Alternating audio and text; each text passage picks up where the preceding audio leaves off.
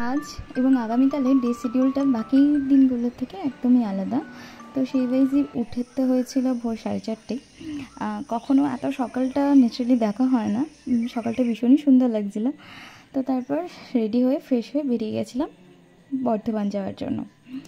এবার বলি কেন বর্ধমান যাওয়া। বর্ধমান মেডিকেল কলেজের government college of nursing organise করেছে দুদিনের জন্য ফরেন্সিক নার্সিংয়ের ওপরে একটা সেমিনার, মানে কনফারেন্স। তো এখানে সবাই অ্যাটেন্ড হতে পারে। অবশ্যই এটা লাস্ট রেজিস্ট্রেশনের ডেট ছিল 15 তারিখ। তো সেই ওয়াইজই আমরা আমাদের কাটা 1 ব্লক থেকে গেছিলাম 4 জন।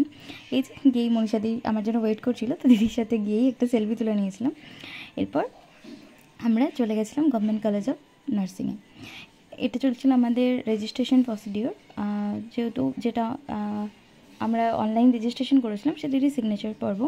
ব্যাস এই সমস্ত কাজ মেটার পরে আমরা চলে গেছিলাম সেমিনার হলে। এই যে এটা ছিল আমাদের দুদিনের জন্য আইডেন্টি কার্ড।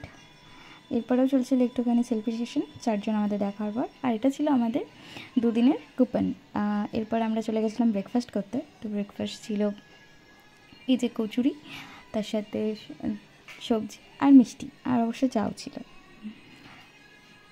ব্যাস এরপরে আমাদের ব্রেকফাস্ট করা হয়ে গেলে আমাদের প্রি টেস্টের ক্লাস শুরু হবে। একটা প্রি টেস্ট ছিল।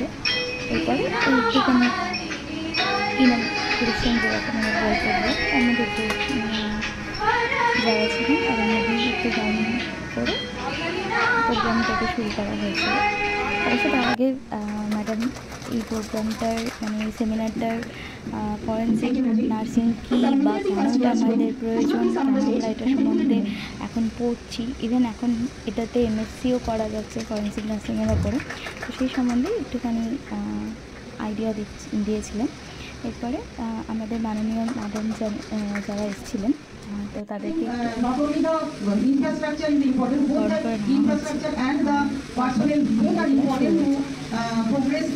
ক্লাসের মাঝখানে আবার টি ব্রেকও ছিল।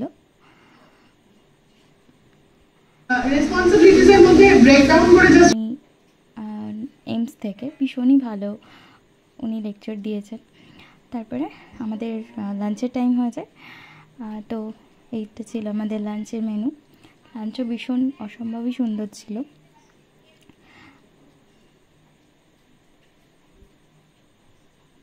ব্যাস আবার লাঞ্চ কমপ্লিট করে আবার শুরু হয়ে যায় আমাদের ক্লাস।